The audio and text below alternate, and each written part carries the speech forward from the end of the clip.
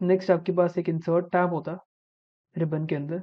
सो मैं अब उसकी फंक्शनलिटीज़ की गो थ्रू करता हूँ आपको। सो नेक्स्ट अगर आपको एक ब्लैंक पेज ऐड करना है, जैसे अभी मेरे पास एक पेज का अपना डॉक्यूमेंट है, तो मेरा डॉक्यूमेंट अभी एक पेज का है और मैं ये ऐसे भी देख सकता हूँ कि जो लोअर लेफ्ट कॉर्नर होता है इसमें आप देख सकते हैं कि पेज 1/1।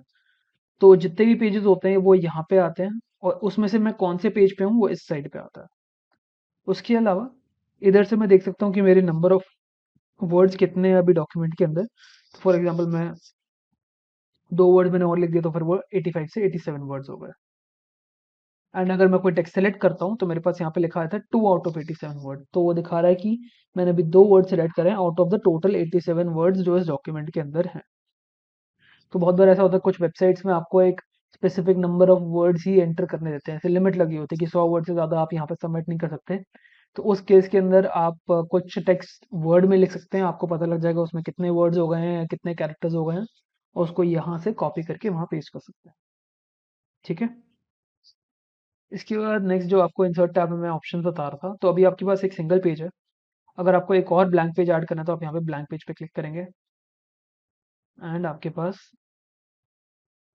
और पेजेस आ गए हैं, ब्लैंक पेजेस। समाव मेरा थोड़ा टेक्स्ट भी शिफ्ट हो गया, तो यहाँ से मैं कट करके यहाँ पे पेस्ट कर देता हूँ टेक्स्ट। तो अभी मेरे पास 3 पेज हो गए हैं। मैं लास्ट पेज पे आके मैं लास्ट पेज पे हूँ अभी 3/3 पेज पे। मैं एक और बार ब्लैंक पेज पे क्लिक करता हूँ तो मेरे पास 4 ब्लैंक पेज हो गए, 1, 2, 3 एंड 4। और ये जूम मैं यहाँ से भी कंट्रोल कर सकता हूँ, जो मैं आपको अभी जूम दिखा रहा था मैं यहाँ से देख सकता हूँ। और यहाँ पर भी आ गया पेज 3/4, ये अपडेट भी हो रहा है अभी साइमल्टेनियसली। तो पेज 1/4, फिर 2/4, 3/4 एंड 4/4। सो मैंने आपको एक एक्स्ट्रा पेज कैसे ऐड कर दिया मैंने वो दिखा दिया। फिर अगर आपको एक स्पेसिफिक जगह पे अपना एक जैसे इस जगह पे मेरे को वो पेज ब्रेक करना है या पेज को यहाँ पे ख़त्म करना है, तो मैं किसी भी जगह पे आके वो पेज ब्रेक कर सकता हूँ और वो नया पेज शुरू हो जाएगा वहाँ से। उसके बाद हम देखते हैं, सेकंड पेज पे मैं आ जाता हूँ कि एक डॉक्यूमेंट में टेबल कैसे ऐड करते हैं। तो कभी कभार रिक्वायरमेंट ऐसी होती है कि मेरे को टेबल्स ही ऐड करनी पड़ती हैं डॉक्यूमेंट के अंदर। तो मैं यहाँ पे से टेबल पे क्लिक कर सकता हूँ। अब मेरे पास एक ग्रिड सी आती है। अब जैसे जैसे मैं इस ग्रिड पे हवर करता हूँ, आप देख सकते हैं कि जिस भी डायमेंशन का मैं यहाँ पे टेबल चूज करता हूँ उतनी ही डायमेंशन का मेरी डॉक्यूमेंट के अंदर टेबल बन जाती है। तो मेरे को अगर 3 कॉलम की 5 रोज की एक टेबल बनानी है, तो मैंने 3x5 की एक टेबल यहाँ पे ऐसे बनाई और जैसे ही मैं लेफ्ट क्लिक करता हूँ वो टेबल यहाँ पे रेडी हो चुकी है।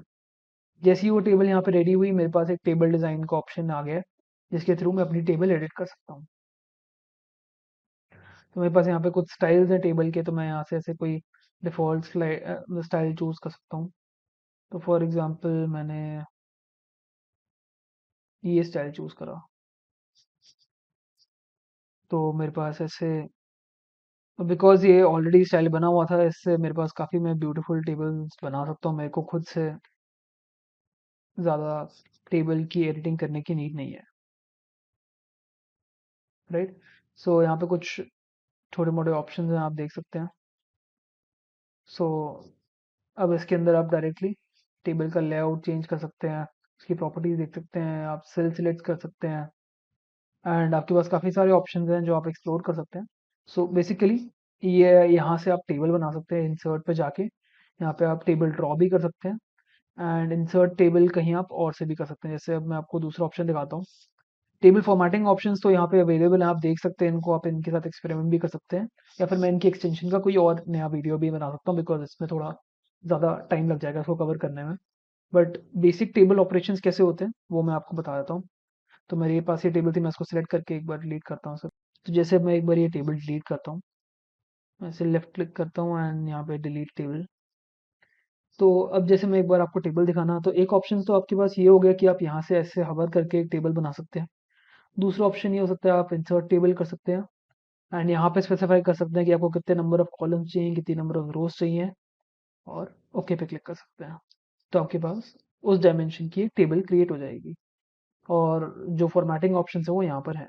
तो मैं टेबल को सिलेक्ट करके एक बार और डिलीट कर देता हूँ। देन आपके पास एक्सेल स्प्रेडशीट का भी ऑप्शन है कि आप एक्सेल के अंदर से आप कोई आपके पास अगर एक्सेल फाइल है तो आप एक्सेल स्प्रेडशीट के थ्रू आप उस शीट को यहाँ पे एम्बेड कर सकते हैं। तो ये भी एक एडवांस फंक्शनैलिटी है जो आप एक्सप्लोर कर सकते हैं आफ्टरवर्ड्स। आफ्टर दैट आप डिफरेंट डिफरेंट टाइप का मीडिया इंपोर्ट कर सकते हैं अपनी फाइल में। जैसे मेरे को अगर पिक्चर्स डालनी है तो फिर मैं इधर अपने डिवाइस से पिक्चर अपलोड कर सकता हूँ या फिर मैं इंटरनेट से भी जैसे अभी मैंने फ्रॉम दिस डिवाइस सेलेक्ट करा तो फिर मैं अपने लैपटॉप से यहाँ से कोई फाइल फोटो फाइल चूज करके उसको इम्पोर्ट कर सकता हूँ। या फिर अगर मेरे को ऑनलाइन इमेज सर्च करनी है, स्टॉक इमेजेस सर्च करनी है, तो मैंने यहाँ पे ऐसे सर्च करा एंड देन मैंने मेरे को कोई इमेज पसंद आई या फिर यहाँ से मैं सर्च भी कर सकता हूँ। तो स्काई इमेजेस चाहिए तो मैं कोई भी ऐसे इमेज मैंने सर्च करी और मैंने इसको इंसर्ट कर दिया, तो उसने वो इमेज डाउनलोड करी और यहाँ पे पेस्ट कर दिया। आफ्टर दैट जैसी वो पिक्चर आ जाती है और मेरे पास वो पिक्चर सिलेक्टेड है तो मेरे पास पिक्चर फॉर्मेटिंग ऑप्शंस भी काफ़ी सारे आ जाते हैं। इसके थ्रू मैं इस पर्टिकुलर पिक्चर को एडिट भी कर सकता हूँ। तो जैसे पिक्चर रीसाइजिंग मैं यहाँ से कर सकता हूँ, मैं कोई भी ऐसे डॉट को सेलेक्ट और ड्रैग कर सकता हूँ जिससे पिक्चर की मैं डायमेंशन चेंज कर सकता हूँ। उसके अलावा मेरे पास पिक्चर के कुछ स्टाइल्स हैं, तो मैं ऐसे यहाँ से कोई स्टाइल चूज़ कर सकता हूँ कोई भी। जैसे ये स्टाइल है इसके अंदर मेरे पास बॉर्डर है, मैं पिक्चर की बॉर्डर्स यहाँ से भी सिलेक्ट कर सकता हूँ।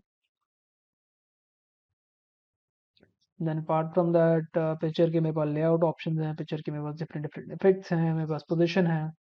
ये तो कुछ बेसिक ऑप्शन है जो हम कम ही यूज़ करते हैं। इसके अलावा क्रॉपिंग एक इंपॉर्टेंट ऑप्शन है। जैसे अगर मेरे को इस इमेज का एक कुछ पार्ट ही चाहिए, पूरी इमेज नहीं चाहिए, तो मैं ऐसे क्रॉप पे क्लिक करूंगा एंड जो भी मेरे पास ऐसे ये ब्लैक डैशेस आ रहे हैं मैं यहाँ पे ऐसे सिलेक्ट और ड्रैग कर सकता हूँ। तो जो ग्रे पार्ट है इमेज का वो मैं क्रॉप आउट कर दूंगा। क्रॉप आउट का मतलब है मैं ग्रे पार्ट को डिलीट कर दूंगा और जितना पार्ट मेरे पास कलर्ड है वो उतना ही रहेगा एज सुन एज मैं जब इमेज को ड्रैग कर रहा हूँ। अब मैं जैसे ही छोड़ूंगा ये जितना भी पार्ट है ग्रे पार्ट, अब मैं जैसे इमेज के बाहर क्लिक करूंगा वो ग्रे पार्ट हट जाएगा और ये इमेज दोबारा क्रॉप हो चुकी है। क्रॉप के साइड में आपके पास डायमेंशन हैं। तो ये डायमेंशन ऐसे हैं कि अगर आप इस पेज को प्रिंट करते हैं तो इस इमेज की जो भी डायमेंशन है वो यहाँ पर लिखी हुई है। तो मैं यहाँ से भी डायमेंशन इंक्रीज या डिक्रीज कर सकता हूँ, राइट। सो ये आपके पास कुछ पिक्चर फॉर्मेटिंग ऑप्शन हैं, पिक्चर को कैसे इंसर्ट करते हैं वो मैंने आपको बता दिया। उसके अलावा मैं शेप्स भी इंसर्ट कर सकता हूँ इस डॉक्यूमेंट के अंदर। तो यहाँ पे मेरे पास ऐसे बहुत सारी शेप्स अवेलेबल है। ये जो भी सेम ऑप्शंस हैं आपके पास माइक्रोसॉफ्ट पावर पॉइंट में भी अवेलेबल होते हैं, तो आप वहाँ से भी देख सकते हैं और यहाँ से भी रेफर कर सकते हैं। तो मेरे पास यहाँ पे कुछ बहुत सारे डिफरेंट डिफरेंट शेप्स अवेलेबल हैं। जैसे मैं रेक्टेंगल्स चूज़ कर सकता हूँ, तो मेरे पास जैसे ही मैं रेक्टेंगल चूज़ करूँ मेरे पास एक प्लस ऑप्शन आया, तो मैं सिलेक्ट और ड्रैग करूँगा तो मैं एक रेक्टेंगल बना सकता हूँ और इनफैक्ट मैं उस रेक्टेंगल के अंदर टाइप भी कर सकता हूँ, राइट। सो अगेन मेरे पास वो शेप फॉर्मेटिंग ऑप्शन आ गए हैं। जैसे मेरे पास पिक्चर फॉर्मेटिंग ऑप्शन थे और टेबल फॉर्मेटिंग ऑप्शन थे, अब मेरे पास शेप फॉर्मेटिंग ऑप्शन भी हैं। तो मैं अगेन यहाँ पे शेप की डिफरेंट डिफरेंट स्टाइल्स हैं मेरे पास जो एग्जिस्ट करते हैं, वो यहाँ से चूज़ कर सकता हूँ, डिफरेंट डिफरेंट कलर्स चूज़ कर सकता हूँ। मैं शेप फिल से जो शेप का कलर है वो चेंज कर सकता हूँ, शेप की आउटलाइन चेंज कर सकता हूँ, उसका कलर चेंज कर सकता हूँ। उसके अंदर जो मैं टेक्स्ट लिखूंगा मैं उसकी फॉर्मेटिंग तक चेंज कर सकता हूँ using the word art styles. आप देख सकते हैं जैसे ही मैं किसी स्टाइल पे हवर करता हूँ वो मेरे टेक्स्ट का स्टाइल चेंज कर देता है। और जैसे मैं आपको ऑलरेडी बता चुका हूँ अगर मेरे पास कुछ टेक्स्ट सिलेक्टेड है तो मैं उसका साइज यहाँ से इंक्रीज कर सकता हूँ या यहाँ से इंक्रीज कर सकता हूँ, राइट। तो जैसे ही मैं शेप पे दोबारा सिलेक्टेड है तो मैं शेप फॉर्मेटिंग पे जाके अगेन मेरे पास ये डायमेंशन वाले ऑप्शंस अवेलेबल रहते हैं। सो ये आपके बेसिक शेप फॉर्मेटिंग ऑप्शंस होते हैं। और शेप कैसे इंसर्ट करना है वो मैंने आपको बता दिया। शेप के अलावा मैं आइकन्स भी इंसर्ट कर सकता हूँ अपनी वर्ड फाइल में। तो मैंने आइकन्स पे क्लिक करा एंड आपके पास कुछ ऐसे आइकन्स होते हैं जो आप अपनी वर्ड फाइल में इंपोर्ट कर सकते हैं। तो जैसे मैंने ये प्लेन आइकन को इंपोर्ट करा, मैं उसको कैसे भी यहाँ पे यूज़ कर सकता हूँ। आइकन्स को हम बेसिकली ग्राफिक्स बोलते हैं वर्ड माइक्रोसॉफ्ट वर्ड में। तो अगेन मेरे पास जैसे शेप और पिक्चर के लिए थे वैसे मेरे पास ग्राफिक के लिए फॉर्मेटिंग ऑप्शंस है जो यहाँ से मैं चेंज कर सकता हूँ और ये सारे सेम ही ऑप्शंस हैं जैसे मैं आपको ऑलरेडी डिस्कस कर चुका हूँ। आप इनके साथ एक बार प्ले अराउंड कर सकते हैं जिससे आपको ज़्यादा क्लैरिटी आएगी। उसके बाद हमारे पास 3D मॉडल्स इंसर्ट करने का ऑप्शन होता है, स्मार्ट आर्ट इंसर्ट करने का ऑप्शन होता है। तो मैं एक बार आपको कुछ ऑनलाइन 3D मॉडल जैसे इंसर्ट करके दिखाता हूँ। नॉर्मली इट्स नॉट प्रेफर्ड कि आप वर्ड डॉक्यूमेंट में ऐसे 3D मॉडल्स यूज़ करें, बिकॉज आप माइक्रोसॉफ्ट वर्ड नॉर्मली आप ऑफिशियल डॉक्यूमेंट्स के लिए यूज़ करते हैं, ऑफिशियल डॉक्यूमेंट्स प्रिंट होते हैं तो फिर इन 3D मॉडल्स का कोई ऐसा सेंस नहीं बनता। उसके अलावा स्मार्ट आर्ट के ऑप्शंस होते हैं आपके पास।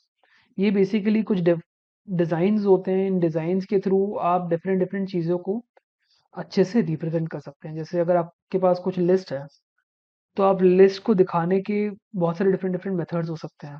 तो मैंने यहाँ पे ऐसे इसको सिलेक्ट करा और ओके कर दिया। तो अब मैं जो भी मेरे पास लिस्ट में आइटम्स हैं मैं वो यहाँ पे लिख सकता हूँ, है ना। तो स्मार्ट आर्ट आपके ऐसे काम आती है। फॉर एग्जांपल अब मेरे को प्रोसेस दिखाना है जिसमें स्टेप बाय स्टेप चीज़ें होती हैं, तो मैं ऐसे बेसिक प्रोसेस डायग्राम इंपोर्ट कर सकता हूँ जिसके अंदर this is the step 1, step 2, step 3। और मैं यहाँ पे टेक्स्ट की जगह अपना टेक्स्ट खुद टाइप कर सकता हूँ और इनकी फॉर्मेटिंग और कलर चेंजेस मैं यहाँ से कर सकता हूँ, राइट। सो ये आपका स्मार्ट आर्ट हो गई है। स्मार्ट आर्ट के अलावा आप चार्ट्स भी ऐड कर सकते हैं।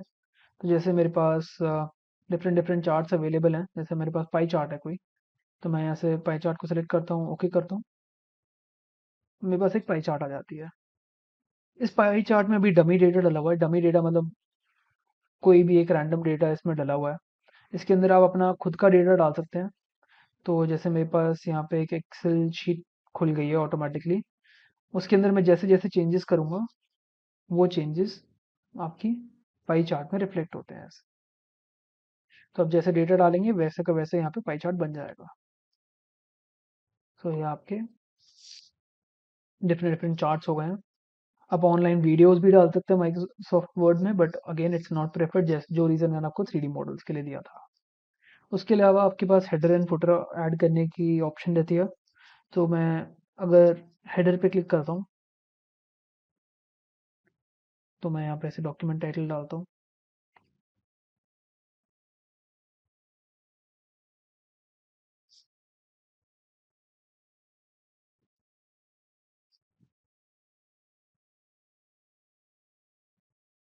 राइट। सो मैंने एक स्पेसिफिक पेज पे मैंने हेडर डाला और जैसे ही मैं इस हेडर को ओके करा तो ऑटोमेटिकली हर पेज के टॉप पर वो सेम चीज़ आ गई है। तो इसी को हम हेडर बोलते हैं। हेडर के साथ साथ मैं हर पेज पे एक फुटर भी डाल सकता हूँ। तो जैसे इसने फुटर के लिए भी स्पेस बना दी है, तो मैं फुटर पे क्लिक करता हूँ एंड मैं फुटर पे कुछ भी टाइप कर सकता हूँ, that this is the footer for dash dash organization, है ना। और ये हर पेज पे आपका ये फुटर आ चुका है। फुटर के साथ साथ आप पेज नंबर भी डाल सकते हैं। और पेज नंबर डालने की डिफरेंट डिफरेंट लोकेशन है, जैसे आप पेज के टॉप पे भी पेज नंबर डाल सकते हैं, पेज के बॉटम में भी डाल सकते हैं। तो प्लेन पेज नंबर जिसे मैं यहाँ पे चूज़ करता हूँ, तो पेज के बॉटम में मेरे पास हर पेज के बॉटम में उसका पेज नंबर आ चुका है, जैसे आप देख सकते हैं। तो इंसर्ट टैब में हेडर एंड फुटर के फीचर्स देखने के बाद नेक्स्ट हमारे पास पेज नंबर भी हमने देख लिया। उसके बाद हमारे पास आता है टेक्स्ट बॉक्स। तो टेक्स्ट बॉक्स एक फंक्शनैलिटी है जो माइक्रोसॉफ्ट पावर पॉइंट में भी यूज़ होती है। तो इसके अंदर काफ़ी सारे डिफरेंट टाइप के टेक्स्ट बॉक्स हैं, तो फिर मैं सिंपल टेक्स्ट बॉक्स ऐसे सिलेक्ट करता हूँ। तो जैसे ही मैं सिलेक्ट करता हूँ तो मेरे पास अपनी स्क्रीन पे एक ऐसे बॉक्स बना हुआ आ जाता है। उस बॉक्स के अंदर मैं उस बॉक्स को ऐसे मूव भी कर सकता हूँ। जैसे ही मैं इस बॉक्स पे हवर करता हूँ उसके बॉर्डर्स पे, तो मेरे पास बॉक्स ऐसे मूव करने का ऑप्शन आता है। जब मेरे पास ऐसे 4 एरोस होते हैं तो मैं उसको ऐसे सिलेक्ट और ड्रैग कर सकता हूँ जहाँ पे भी मेरे को ये टेक्स्ट बॉक्स फिट करना है। एक बार ये टेक्स्ट बॉक्स की लोकेशन आपने फाइनल कर ली, आप इसमें डबल क्लिक करके ये टेक्स्ट डिलीट करके आप यहाँ पे टेक्स्ट टाइप कर सकते हैं। और इस टेक्स्ट की फॉर्मेटिंग उसी तरीके से होती है जैसे नॉर्मल टेक्स्ट की फॉर्मेटिंग होती है। एंड हम इसको अभी इस टेक्स्ट बॉक्स को एज अ शेप ट्रीट कर सकते हैं। और जैसे मैंने आपको शेप के ऑपरेशन बता रखे हैं शेप फॉर्मेटिंग में पहले, वो सारे ऑपरेशन इस टेक्स्ट बॉक्स पे लग सकते हैं। तो ऐसे जब आप टेक्स्ट बॉक्स से बाहर क्लिक करते हैं तो आपका ये टेक्स्ट बॉक्स बन चुका है। आप इसका बॉर्डर भी हटा सकते हैं, सब कुछ कर सकते हैं जैसे इन ऑप्शंस के थ्रू, राइट। मैं इसमें कलर्स भी फिल कर सकता हूँ, जैसे मैं एक शेप के अंदर कलर्स फिल कर सकता हूँ। शेप की मैं आउटलाइन भी चेंज कर सकता हूँ, अगर मेरे को आउटलाइन नहीं चाहिए तो मैं ऐसे वाइट कलर की आउटलाइन कर सकता हूँ या फिर नो आउटलाइन कर सकता हूँ। तो ऐसे मैं टेक्स्ट बॉक्स यूज़ कर सकता हूँ। तो कभी कभार कोई ब्लैंक पेज हो और आपको कहीं पे ऐसे टेक्स्ट डालना है जहाँ पे आप नॉर्मली नहीं डाल सकते टेक्स्ट आराम से, तो वहाँ पे आप टेक्स्ट बॉक्स यूज़ कर सकते हैं। या फिर आपको शेप्स या पिक्चर्स के नीचे कुछ स्पेसिफिक जगह पे टेक्स्ट डालना है तो आप टेक्स्ट बॉक्स का यूज़ करते हैं। टेक्स्ट बॉक्स के बाद हमारे पास एक वर्ड आर्ट का ऑप्शन होता है। तो वर्ड आर्ट मैं आपको ऑलरेडी बता चुका हूँ, वो भी शेप्स के अंदर आप यूज़ कर सकते हैं। तो आपको अगर वर्ड आर्ट किसी भी ऐसे टेक्स्ट पे लगानी है तो पहले आप टेक्स्ट सेलेक्ट करेंगे, वर्ड आर्ट पे जाएंगे और डिफरेंट डिफरेंट स्टाइल्स हैं यहाँ पे। तो आप कोई भी स्टाइल चूज़ करिए, उस पर क्लिक करिए और वो स्टाइल यहाँ पे उस टेक्स्ट पे लग जाएगा। ठीक है। उसके बाद इंसर्ट टैब में हमारे पास ऑप्शन है ड्रॉप कैप का।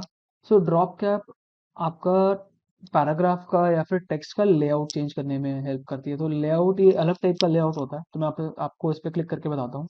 तो कई बार आपने न्यूज़पेपर्स में या फिर मैगजीन में देखा होगा कि उसमें टेक्स्ट ऐसे स्टार्ट होता है कि आपका जो first word of first letter है वो ऐसे पैराग्राफ के स्टार्टिंग में ऐसे बड़ा सा आता है। तो बस ये एक स्टाइल ऑफ राइटिंग है जो आप अपने डॉक्यूमेंट्स के लिए चूज़ कर सकते हैं। और जिस भी आपको पैराग्राफ या फिर उस पर लगाना है आप बस वो पैराग्राफ सेलेक्ट करो एंड उसके बाद ड्रॉप कैप पे क्लिक करके ड्रॉप पे कर दिया, राइट। और आप इसको हटा भी सकते हैं यहाँ पे नन करके। जब आपका ड्रॉप कैप की फंक्शनैलिटी हो गई, उसके बाद बहुत सारे जो ऑफिशियल डॉक्यूमेंट्स होते हैं उसमें सिग्नेचर ऐड करने की एक जगह होती है कि एक लाइन बनी होती है और उस पर लोग साइन करते हैं। तो अगर आपको वो लाइन ऐड करनी है तो आप लाइन शेप के थ्रू भी ऐड कर सकते हैं, अदरवाइज यहाँ पे सिग्नेचर लाइन ऐड करने का ऑप्शन भी है। तो मैं यहाँ पे ऐसे सिग्नेचर लाइन पे क्लिक करता हूँ। तो ये मुझसे कुछ बेसिक चीज़ें पूछता है कि सजेस्टेड साइनर कौन है या फिर ये किसको साइन करना है इस पे। तो फिर आप उसका नाम लिख सकते हैं, जैसे मैंने जॉन लिख दिया यहाँ पे। उस साइनर का टाइटल क्या है कि उसकी पोजीशन क्या है, तो मैंने ऐसे मैनेजर लिख दिया एंड मैंने इस पे ओके कर दिया। तो इसमें इंस्ट्रक्शंस भी आप डाल सकते हैं, ऑप्शनल होते हैं इंस्ट्रक्शन, एंड यहाँ पे क्लिक कर दिया ओके पे। तो यहाँ पे एक लाइन बन चुकी है, उसकी डेजिग्नेशन आ चुकी है, यहाँ पे नाम आ चुका है। तो बेसिकली जब आप इसको प्रिंट करेंगे तो ये सिग्नेचर लाइन बनी बनाई आएगी आपके सामने। ये आपका सिग्नेचर लाइन का कॉन्सेप्ट हो गया और मैंने इसको सिलेक्ट करके भी डिलीट कर दिया है। नेक्स्ट डेट एंड टाइम का ऑप्शन आता है। अगर आपको डेट एंड टाइम डालना है कहीं पे तो ये काफ़ी सारे फॉर्मेट्स हैं। तो मैं थर्सडे 9 जनवरी पे ओके करता हूँ। तो ये आपकी डेट आ गई है और यहाँ पे आप इस डेट को अपडेट ऑटोमेटिकली भी कर सकते हैं कि मान लो अगर आपका डॉक्यूमेंट आपने सेव कर दिया और आपने कुछ दिन के बाद खोला तो ये डेट उस डेट पे शिफ्ट हो जाएगी। तो ये आपका डेट का ऑप्शन है। नेक्स्ट आपके पास इक्वेशंस ऐड करने की फंक्शनैलिटी रहती है कि इक्वेशंस आप ऐड कर सकते हो। तो ये फंक्शनैलिटी सेम है आपकी माइक्रोसॉफ्ट वर्ड में भी चलेगी, आपकी माइक्रोसॉफ्ट पावर पॉइंट में भी चलेगी। तो मैं पावर पॉइंट वाली वीडियो में भी ये कवर करूंगा और मैं यहाँ पे भी बता सकता हूँ। तो अगर मेरे को कोई कस्टम इक्वेशन यहाँ पे लिखनी है तो मैं यहाँ पे ऐसे कुछ सिंबल्स और चीज़ें हैं मैं वहाँ से भी ले सकता हूँ। और अगर मेरी बेसिक इक्वेशन है जैसे एक्स प्लस वाई का whole square is equals to z, तो मैं पहले तो ब्रैकेट्स का यूज़ करूंगा। ब्रैकेट्स मैं प्रेसिडेंस के लिए यूज़ करता हूँ कि अगर कोई चीज़ ब्रैकेट के अंदर है तो उसको पहले सॉल्व करा जाता है, जो आपका मैथ्स में बेसिक बॉड मास का रूल होता है। तो मैं एक्स प्लस वाई एक्सपोनेंट या फिर रेज टू पावर करने के लिए मैं ये वाला सिंबल यूज़ करूंगा। ये आपको शिफ्ट दबा के अगर आप 6 की पे क्लिक करेंगे तो ये आप ऑपरेटर आ जाएगा, सिंबल आ जाएगा। एंड जो भी पावर में मेरे को रेज करना है मैंने वो लिख दिया इक्वल टू जेड। और अगर मेरे को ऐसे फ्रैक्शन या डिवीजन लिखनी है जेड डिवाइडेड बाय बी। और जैसे ही मैं स्पेस बार पे क्लिक करूंगा ये खुद इक्वेशन फॉर्मेट हो गई है। और कॉम्प्लेक्स इक्वेशन अगर आपको लिखनी है तो आप उसी इक्वेशन टैब पे जाइए और आप वो इक्वेशंस इस इन ऑपरेशंस के थ्रू लिख सकते हैं। ठीक है। एंड ऑल्सो आपके पास लेटेक्स का भी ऑप्शन रहता है कि लेटेक्स एक टाइप की कोडिंग लैंग्वेज होती है, एक मार्कअप लैंग्वेज होती है जिसके थ्रू आप कॉम्प्लेक्स इक्वेशन लिख सकते हैं। तो अगर आपको लेटेक्स आती है तो आप वो भी लिख सकते हैं यहाँ पे। ठीक है। उसके बाद इंसर्ट टैब में आपके पास कुछ सिंबल्स हैं। तो मैं नीचे आता हूँ और मेरे को अगर कोई सिंबल ऐड करना है तो यहाँ पे सिंबल्स हैं, तो मैं मोर सिंबल्स पे क्लिक करता हूँ एंड काफ़ी सारे सिंबल्स यहाँ पे अवेलेबल है। तो जो भी सिंबल आपको जहाँ भी यूज़ करना है, जैसे रुपी का सिंबल कभी आपको यूज़ करना है तो ये रुपी का सिंबल है, मैंने इस पर क्लिक करा एंड ओके कर दिया। तो मेरे पास रुपी का सिंबल आ गया है। और जैसे मैं रुपी सेलेक्ट करा तो मेरे पास उसकी शॉर्टकट की भी आ गई है, तो मैं अगर ऑल टेक्स्ट दबाऊंगा तो वो भी शायद सेम रिजल्ट देगा मेरे को। राइट, ये उसका कैरेक्टर कोड आ गया मेरे पास। तो मैं यहाँ से सिंबल्स ऐड कर सकता हूँ।